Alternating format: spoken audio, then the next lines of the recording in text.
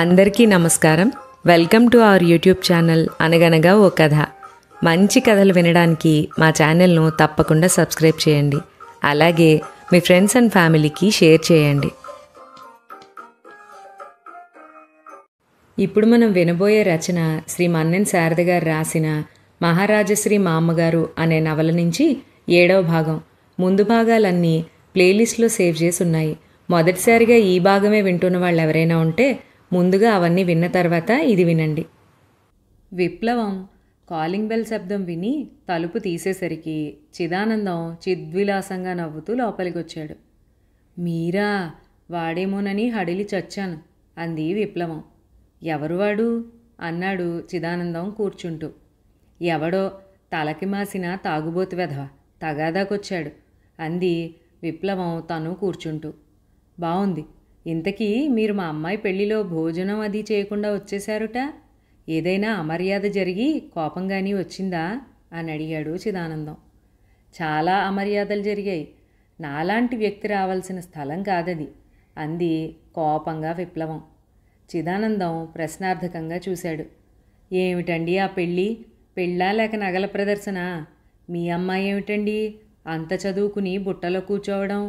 పాపం మీ బావుమరిది ఇంకా బతికున్నాడా అని గడగడా అడిగింది.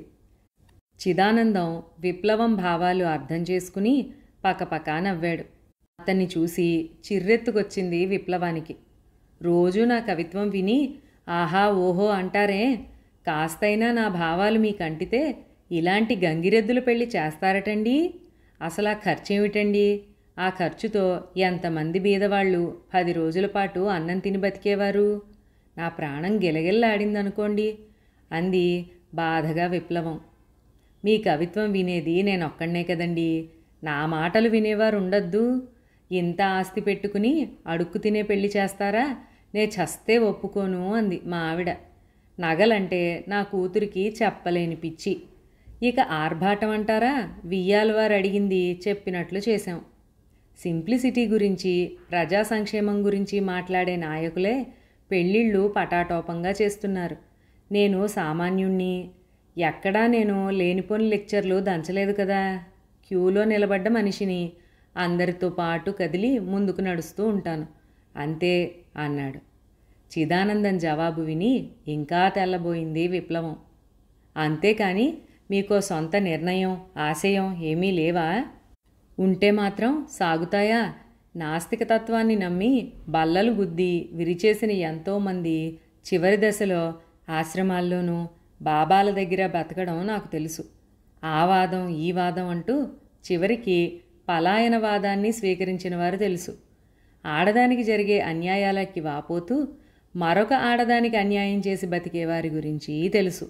అందుకే నేను అన్నీ వింటాను, సరదా పడతాను, కానీ ఒక్కదానికి మాత్రం పరిమితం అయిపోను అన్నాడు చిదానందం. ఛీ, ఇంక సంఘం ఎక్కడ మారుతుంది అంది. మారుతూనే ఉంది. రోజు పేపర్ చదవటం లేదు. మీరు నా ఆవేశాన్ని తేలిగ్గా కొట్టిపారేస్తున్నారు అంది విప్లవం బాధగా.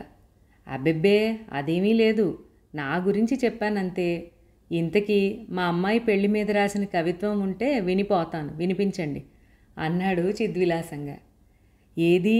ఆ తాగుబోతు వెధవ నా మూడ్ పాడు చేశాడు. సరిగ్గా రాయనిస్తేనా? అయినా రాశాననుకోండి, చదవమంటారా? ఓ భేషుగ్గా. ముందు కాస్త టీ ఇప్పిస్తే. విప్లవం ఫ్లాస్క్లోని టీ కప్పులో పోసి చిదానందానికి ఇచ్చింది. సరిగ్గా అప్పుడే ఇంకో 4 అభిమానులు వచ్చారు. విప్లవం వాళ్లకు కూడా టీ అందించింది. విప్లవం గారు పెళ్లి మీద కవిత్వం రాశారు అన్నాడు చిదానందం.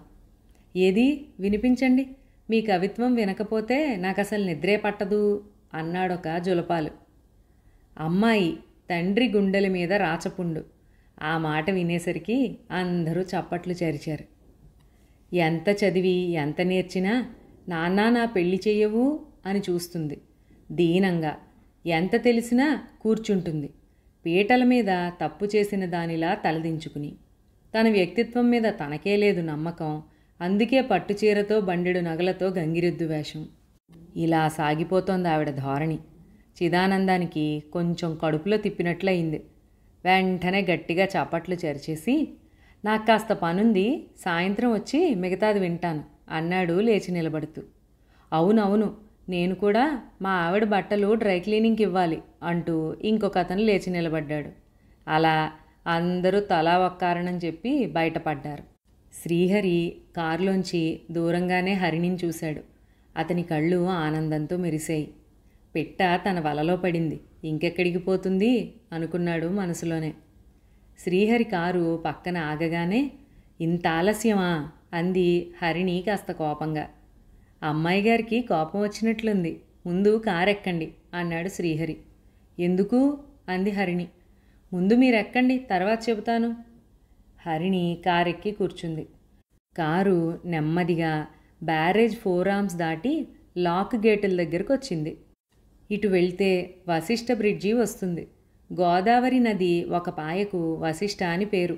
ఆ బ్రిడ్జి దాటాక పశ్చిమ గోదావరి జిల్లాలోకి అడుగు పెడతాం అన్నాడు శ్రీహరి. ఎటు చూసినా నీళ్లే అంది హరిణి అబ్బురంగా. మరి గోదావరి జిల్లాలంటే ఏమిటనుకున్నారు? అంతా బంగారమే. అంటే మీ ఆస్తంతా బంగారం అన్నమాట. మరి మీది రవ్వలు, అంటే మాకన్నా గొప్పవాళ్ళు అన్నాడు చమత్కారంగా శ్రీహరి. హరిణి ఆ మాటకి నవ్వి, డబ్బెవరికి కావాలి, మాకే లెక్కలేనంత చెప్పలేనంత ఉంది, మీ మనసు చూసి ప్రేమించాను అంది. శ్రీహరి ఆ మాట విని ఉబ్బి తబ్బిబ్బైపోయాడు. ఫోటోలో నా మనసు కనిపించిందా అన్నాడు కొంటెగా. మీ కళ్ళల్లో ప్రతిఫలించింది అంది హరిణి. శ్రీహరి ఇంక వరద గోదావరిలా పొంగిపోయాడు. ఇంతకీ నన్ను కారెక్కమన్నారెందుకు అని అడిగింది హరిణి. మీ గురించి మీ అమ్మగారి గాలింపు ఆగలేదు. మొన్న మళ్ళీ వచ్చింది శశికళాదేవి, అందుకే బయట తిరిగితే డేంజర్ అని కారెక్కమన్నాను. ఆ ముసల్ది మహాఘటికురాలు అన్నాడు శ్రీహరి. మీరు చాలా తెలివైనవారు అని మెచ్చుకుంది హరిణి. శ్రీహరి ఆనందంతో యాక్సిలేటర్ బలంగా తొక్కాడు. కారు స్పీడ్ అందుకుంది. ఎందుకంత వేగం, ఎక్కడికి అంది గాభరాగా హరిణి. మీకు వశిష్ఠ బ్రిడ్జి చూపిద్దామని. ఇప్పుడేం వద్దు, చీకటి పడుతోంది, ఇంటికి వెళ్ళిపోదాం అంది హరిణి. ఎంతసేపు, అంతా కలిసి అరగంట ప్రయాణం అన్నాడు నవ్వుతూ శ్రీహరి. హరిణికి చాలా భయంగా ఉంది. అంతకు ముందు రోజు రాత్రి అతను విప్లవంతో ప్రవర్తించిన తీరు గుర్తొచ్చింది. మనిషిలో ఎప్పుడూ రాక్షసుడు నిద్రాణ స్థితిలోనే ఉంటాడు. దాన్ని జోకొట్టినంతసేపే మనిషి మనిషిగా ఉంటాడు. ఒంటరిగా అతనితో వెళ్తే ఎప్పుడు ఏ పరిస్థితిని ఎదుర్కోవాల్సి వస్తుందో అని ఆమె భయపడిపోయింది. రాజమండ్రిలో ఉంటోన్న ఎప్పుడూ అటువైపు చూడలేదు. ఉభయ గోదావరి జిల్లాలను గోదావరి మహాసర్పంలా చుట్టేసింది. ఎటు చూసినా పాయలుగా చీలిన గోదావరి చీకటిని మింగి భయాన్ని కలిగిస్తోంది. ఒకటి అర సైకిళ్ల మీద వెళ్లే మనుషులు తప్ప జనసంచారమే లేదు. హరిణి భయపడినట్లే శ్రీహరి జేబులోంచి ఒక విస్కీ బాటిల్ తీశాడు. హరిణి భయంగా కళ్ళు పెద్దవి చేసి చూసింది. శ్రీహరి ఏం భయం లేదన్నట్లుగా నవ్వి సీసా ఓపెన్ చేసి కొద్దిగా తాగాడు. ప్లీజ్, ఇలా అయితే నేను దిగిపోతాను అంది హరిణి కార్ డోర్ తెరుస్తూ. శ్రీహరి వెంటనే ఆమె చేతిని పట్టుకున్నాడు. అతని చేతిని ఆమె విసిరి కొట్టింది. తాగేవాళ్ళంటే నాకు అసహ్యం అంది కోపంగా. సారీ, ఆనందంగా ఉన్నప్పుడు తాగడం సరదా, నేను తాగుబోతును కాను. ఇదిగో మీకోసం ఈ బాటిల్ను విసిరేస్తున్నాను, ఇంకెప్పుడు తాగనంటే తాగను అన్నాడు ఆమె చేతిని తన చేతిలోకి తీసుకుని ఒట్టేస్తూ. కొండ చిలువ చేతిని చుట్టుకున్నట్లు అనిపించింది హరిణికి. మెల్లిగా అతని చేతిని వదిలించుకుంది. ఇక కారు రివర్స్ చెయ్యండి అంది. శ్రీహరి కారు వెనక్కి తిప్పాడు. కారు బ్యారేజ్ మీదుగా తిరిగి ధవళేశ్వరం చేరుకుంది. ఇక్కడ కొంచెం ఆపండి, నేను బాబాకి దండం పెట్టుకుని వస్తాను అంది హరిణి. అబ్బో, మీరు భక్తురాలు కూడానా అంటూ భుజాలెగరేశాడు శ్రీహరి. ఏ, మీరు కాదా అని అడిగింది. నన్ను నేను నమ్ముతాను అన్నాడు. ఆ మాటకు మనసులోనే నవ్వుకుంది హరిణి. అన్నీ మనం అనుకున్నట్లు జరుగుతుంటే ఎవరిని వాళ్లే నమ్ముతారులే అనుకుని గుడిలోకెళ్ళి బాబాకి నమస్కరించింది. నల్లని పాలరాతితో చేసిన బాబా విగ్రహం మనోహరంగా ఉంది. కళ్ళు మాత్రం ప్రేమని కురిపిస్తున్నాయి. హరిణి పూజారి దగ్గర ప్రసాదం తీసుకుంటూ ఉండగా జరిగిందా సంఘటన. బయట పెద్ద శబ్దం అయింది. ఉలిక్కిపడి వెనుతిరిగి చూసింది. టేకు కర్రతో వస్తోన్న లారీ శ్రీహరి కూర్చున్న కారుని వెనక నుంచి గుద్దేసింది. కారు వెనకాల భాగం నుజ్జు నుజ్జు అయిపోయింది. హడావుడిగా కారు దగ్గరికి పరిగెత్తికెళ్ళింది హరిణి. శ్రీహరి స్టీరింగ్ మీద బోర్లా పడి ఉన్నాడు. హరిణికి ఏం చేయాలో పాలుపోలేదు. చిన్నగా తప్పించుకుని వచ్చేద్దామన్నా కుదరలేదు. ఇదిగో ఈ అమ్మాయే అతనితో వచ్చింది అని చూపించారెవరో పోలీసులకి. మీరితనికి ఏమవుతారు అని అడిగాడు ఇన్స్పెక్టర్. హరిణికి ఏం చెప్పాలో క్షణంసేపు తోచలేదు. మీకేం భయం లేదు, చెప్పండి, ఇదంతా మా ఫార్మాలిటీ అంతే. నేను ఇతనికి అంటే మేం పెళ్లి చేసుకోబోతున్నాం. ఓ ఐసీ, ఇతని పేరు? హరిణి అన్ని వివరాలు చెప్పిన తర్వాత శ్రీహరిని హాస్పిటల్లో జాయిన్ చేశారు. హరిణి బందీ అయిపోయింది హాస్పిటల్లో.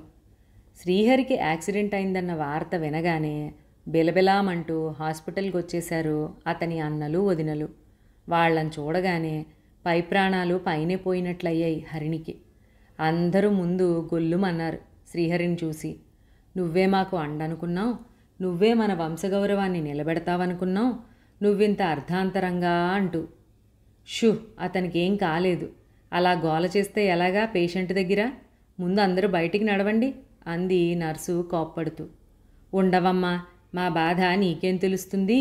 అతనే మా ఇంటి దీపం, అతనే మా కులగౌరవం, అతనే అంటూ శ్రీపతి ఏడుస్తుంటే సావిత్రి అతన్ని చేత్తో పొడిచింది. శ్రీపతి భార్య వైపు కోపంగా చూశాడు. ఆ అమ్మాయి గమనిస్తోంది. సంత జనంలో ఏడుస్తున్నారు మీరు అంది గుసగుసగా. శ్రీపతి అప్పుడు చూశాడు.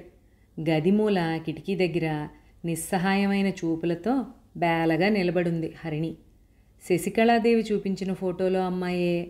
ఖచ్చితంగా ఈమె పీలేరు యువరాణి. శ్రీపతి కళ్ళు తుడుచుకుని ఆమె దగ్గరగా వెళ్ళాడు. మీ గురించి శ్రీహరి చెప్పగా విన్నాం. తొందరలోనే మీ వివాహం జరిపించాలని అనుకున్నాం. ఇంతలోనే ఇలా జరిగింది. మీకేమీ దెబ్బలు తగల్లేదు కదా అన్నాడు. హరిణి లేదన్నట్లుగా తల తిప్పింది. అందరి చూపులు హరిణి మీదే కేంద్రీకృతమయ్యాయి. తను ఇబ్బందిగా తలదించుకుంది. విశాలమైన చక్రాల్లాంటి కళ్ళు, సన్నని ముక్కు, పల్చగా ఎర్రగా ఉన్న పెదవులు, ఒత్తైన జుట్టు, పొడవైన జడ, మెరిసే చర్మం. చూడగానే ఆకట్టుకునే అందం హరిణిది. చాలా బాగుంది అనుకున్నారందరూ మనసులోనే. వాళ్ళు నఖశిఖ పర్యంతరం హరిణిని నమిలేసేలా చూస్తోన్న సమయంలో డాక్టర్ అక్కడికొచ్చి, ఇంతమంది ఉన్నారేంటిక్కడ? పేషెంట్కి ఏమైనా ఊపిరి ఆడాలా వద్దా? అందరూ బయటికి నడవండి అన్నాడు చిరాగ్గా. శ్రీపతి అందర్నీ వరండాలోకి పంపించి, మా వాడికి ఎలా ఉందండి? ఏం ప్రమాదం లేదు కదా అని అడిగాడు ఆదుర్దాగా. ఇప్పుడప్పుడే ఏం చెప్పలేం, చూశారుగా. అతని ఒంటి మీదైతే ఎటువంటి దెబ్బలు లేవు. తలకి బాగా దెబ్బ తగిలింది, అందుకే స్పృహ తప్పాడు అన్నాడు డాక్టరు శ్రీహరి నాడి చూస్తూ. స్పృహ ఎప్పుడొస్తుందంటారు? ఈవేళ రావచ్చు, రేపు రావచ్చు, లేదా ఒక 6 నెలలకి రావచ్చు, లేదా రాకనూ పోవచ్చు అంటూ వెళ్ళిపోయాడు డాక్టర్. ఆ జవాబు విని శ్రీపతికి నిజంగానే మతిపోయినట్లయింది. హరిణి శ్రీపతి దగ్గరగా వచ్చి, మెడికో లీగల్ కేసు కాబట్టి పోలీసులు ఇక్కడికి తీసుకొచ్చారు. ఈ హాస్పిటల్ భూలోకంలో యమలోకంలా ఉంది. మీ తమ్ముడు గారిని ఇక్కడి నుంచి షిఫ్ట్ చేయండి అంది సానుభూతిగా. అవునమ్మా, నేను అదే అనుకుంటున్నాను. మీరెప్పుడు భోంచేశారో ఏమో, మా వాళ్లతో ఇంటికెళ్ళండి, నేను డాక్టర్ గారితో మాట్లాడి వస్తాను అన్నాడు. నేను నా ఫ్రెండ్ ఇంటికి వెళ్తాను, తను ఈపాటికే నా గురించి గాభరా పడుతూ ఉంటుంది అంది హరిణి. శ్రీహరికి యాక్సిడెంట్ అయినందుకు తను చిన్నగా తప్పించుకుని వెళ్ళిపోతుందేమోనని శ్రీపతి భయపడ్డాడు. మీ ఫ్రెండ్కి ఫోన్ చేసి చెబుదాం, మీరు పక్కనుంటే మా వాడికి మంచి జరుగుతుందని మా ఆశ. అదీ కాక స్పృహ రాగానే వాడు ఖచ్చితంగా మీ గురించే అడుగుతాడు. మీరు లేకపోతే నిరాశపడి తిరిగి కోమాలోకి అంటూ బాధగా చూశాడు. హరిణి నిస్సహాయంగా చూసింది అతని వైపు. నేను తప్పకుండా వచ్చేస్తాను, నా బట్టలు అక్కడే ఉన్నాయి. తెలియక తను నా గురించి పోలీస్ రిపోర్ట్ ఇస్తే మా అమ్మగారికి అంతా తెలిసిపోతుంది.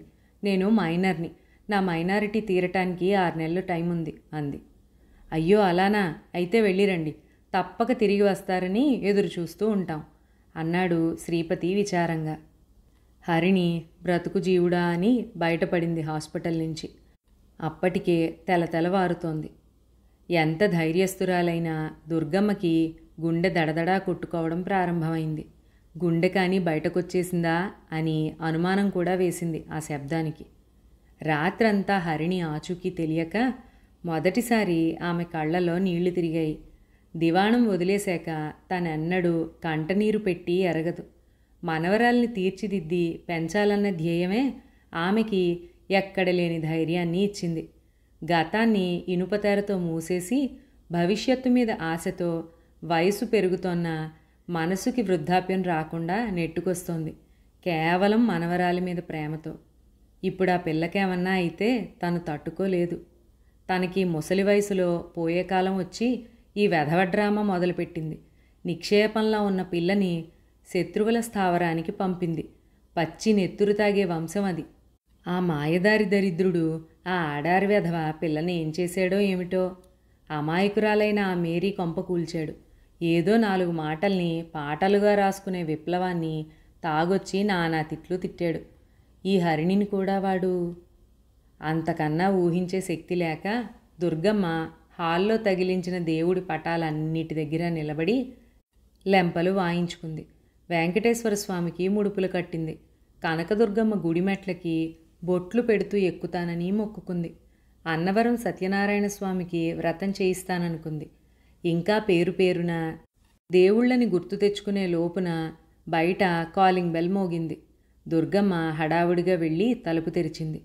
ఎదురుగా నిలబడి ఉన్న హరిణిని చూడగానే ప్రాణం లేచొచ్చింది.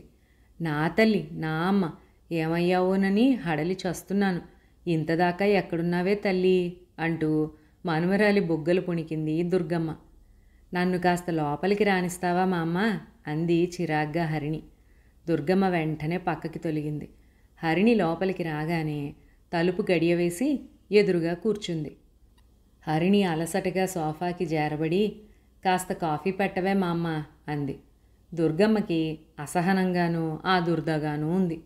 మరోపక్క మనవరాలు క్షేమంగా ఇల్లు చేరినందుకు సంతోషంగానూ ఉంది.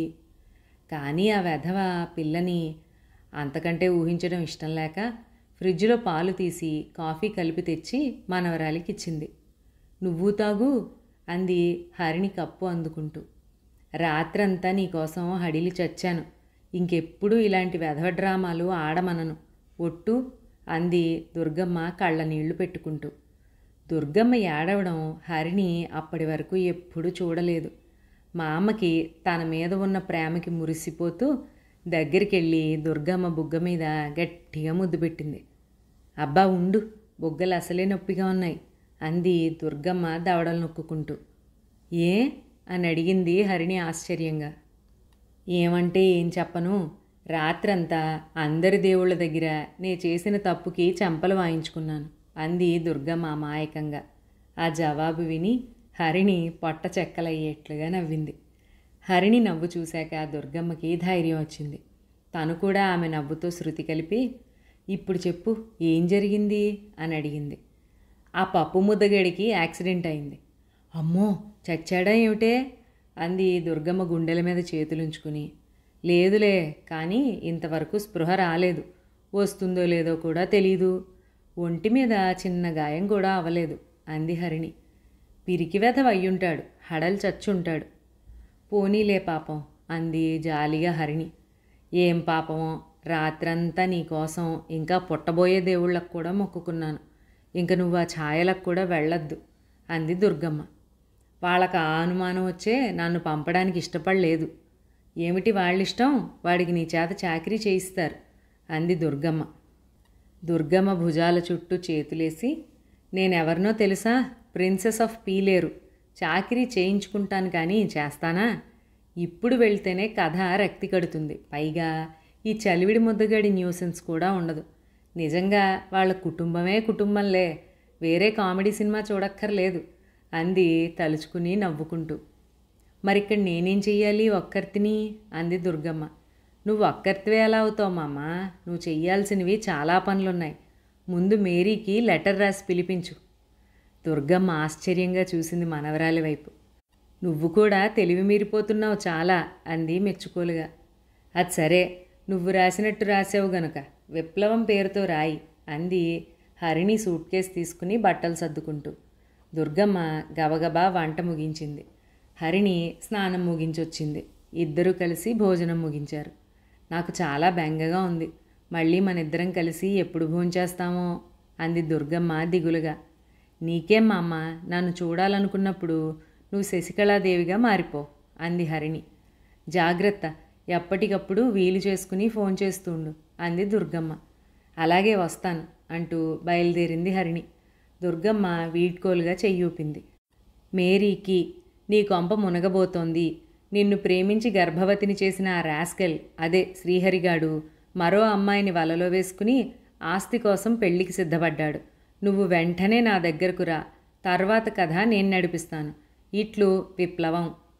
ఈ ఉత్తరం చదివి మేరీ వెక్కి వెక్కి ఏడ్చింది.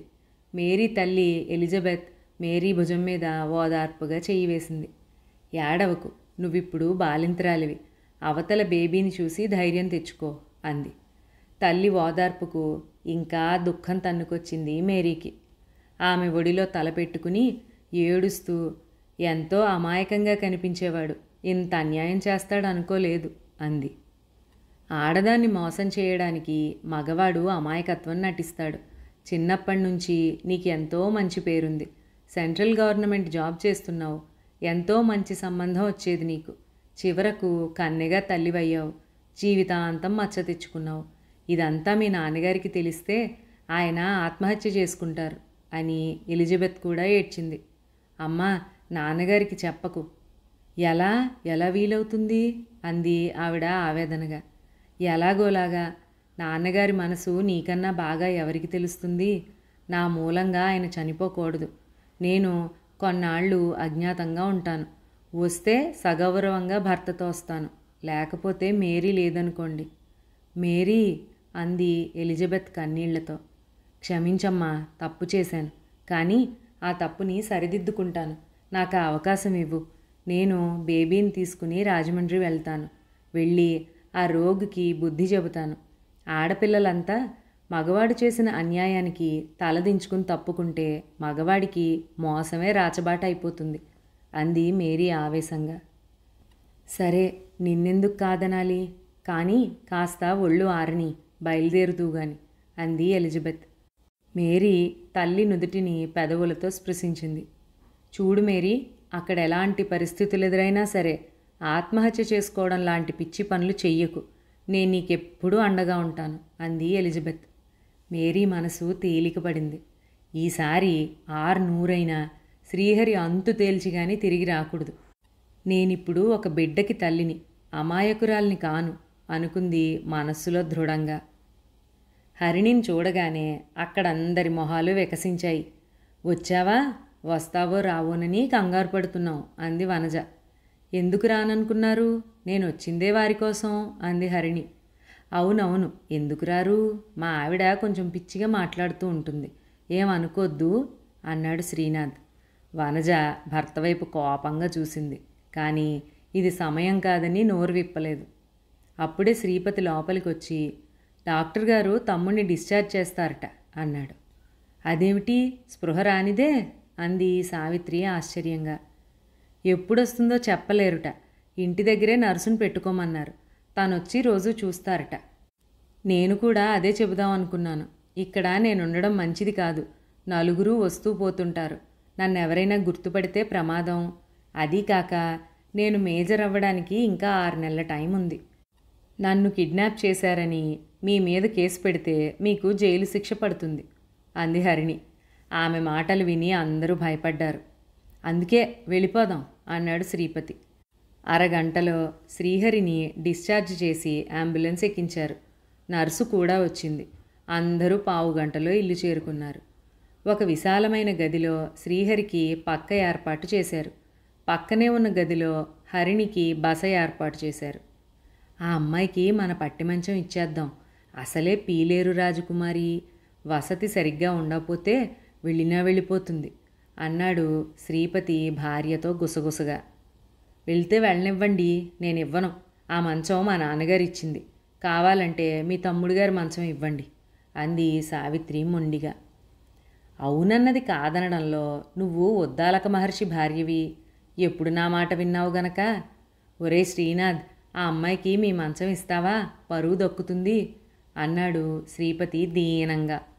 మా ఆవిడేమంటుందో అన్నాడు శ్రీనాథ్ సంశయంగా. అప్పుడే వనజ అక్కడికొచ్చి, నాదేమీ లేదు, తీసుకోండి అంది సంతోషంగా. వనజ అంతరార్థం తెలియని శ్రీపతి ఆనందంగా, మా ఆవిడ కన్నా నువ్వే నయం వనజ, పరిస్థితి అర్థం చేసుకుంటావు అని మెచ్చుకున్నాడు. అంత తేలిగ్గా ఒప్పేసుకున్నావేంటి? వదిన కాదంటే నువ్వు అంతకన్నా కాదంటావు కదా అన్నాడు శ్రీనాథ్ భార్య వైపు ఆశ్చర్యంగా చూస్తూ. ఆ పిల్లని మంచి చేసుకుని మీ వదిన గర్వం అణచాలన్నదే నా ఐడియా అంది వనజ నవ్వుతూ. హరిని అక్కడికి రావడంతో వనజ శ్రీనాథులు గప్చుప్ అయిపోయారు. నిమిషాల మీద హరిణి గదిని తీర్చిదిద్దారు. వనజ పోట్లాటకి దిగకుండా వంట పనిలో నిమగ్నమైంది. హరిణి మంచం మీద పడుకుని దుర్గమ్మ గురించి ఆలోచిస్తూ కళ్ళు మూసుకుంది. విప్లవం కిటికీ దగ్గర కూర్చుని పుస్తకం చదువుకుంటోంది. చదువుతుందే కానీ మనసు చదువుతున్న విషయం మీద లగ్నం కావడం లేదు. కారణం, ఆ వీధి చివర స్కూటర్ మీద ఒక వ్యక్తి కూర్చుని తన వైపే చూసి మాటి మాటికి నవ్వుతున్నాడు. ఏవో సైగలు చేస్తున్నాడు. ఈ కథ ఈరోజుది కాదు, వారం రోజులుగా సాగుతోంది. సరిగ్గా పొద్దున్నే 11 గంటలకు వచ్చి తన కిటికీకి ఎదురుగా మకాం వేస్తాడు. ఏదో పనున్నట్లు కాసేపు నటిస్తాడు. స్కూటర్కి రిపేర్ వచ్చినట్లు మరికొంతసేపు. ఆ తర్వాత ఏదో మ్యాగజైన్ తీసుకుని స్కూటర్ ఎక్కి కూర్చుంటాడు. అప్పుడు మొదలవుతుంది అసలు కథ.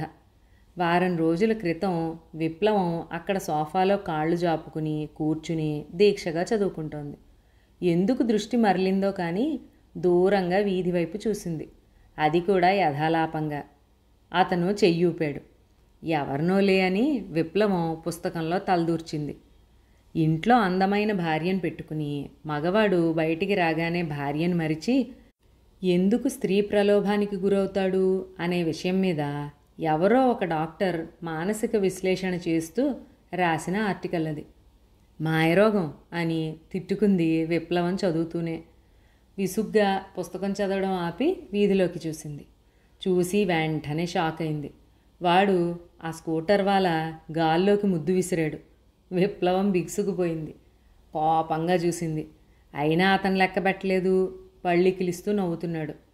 అసలు అతను ఎవరిని చూస్తున్నాడోనని చుట్టుపక్కల చూసింది. ఎవ్వరూ కనిపించలేదు. బాల్కనీలోకి వచ్చింది. అయినా అతను ఏమీ భయపడలేదు. అదే చేష్టలు, అదే నవ్వు. ఏ బ్రాసి వెధవ. కొంపతీసి ఆ శ్రీహరిగాడు తన మీద కోపం కొద్దీ వీణ్ణి ప్రయోగించలేదు కదా. ఎవరికైనా చెబుదామంటే సిగ్గుగా ఉంది. ఈ వయసులో తనను చూసి ఓ కుర్రాడు సైగలు చేస్తున్నాడంటే నమ్మకపోగా నవ్వుతారేమో. చాలాసార్లు దుర్గమ్మ నోటీసులోనైనా పెడదామనుకుంది కానీ ఆవిడ చాలా మాటకారి ముసలమ్మ. ఆవిడ దగ్గర లోకువైపోవడం అంతగా నచ్చలేదు విప్లవానికి. ఇది తన విషయం కాకపోతే ఈ పాటికి వాడి తోలొల్చేసేది. ఆ రోజు నుండి విప్లవం అనుకోకుండా అదే టైంకి అదే సోఫాలో కూర్చుని వీధి వైపు చూస్తుంది. టంచనగా వచ్చేస్తాడు వాడు. ఇక సైగలు, నవ్వులు. విప్లవం చూడకుండా ఉండనూ లేదు, చూసి సహించనూ లేదు. తన సంగతి గోదావరి జిల్లాలో 2 తెలుసు. తను మగవాళ్ళని నాలుకతోనే చీల్చి చెండాడుతుందని, మాటలతోనే కౌకు దెబ్బలు కొడుతుందని ప్రతీతి.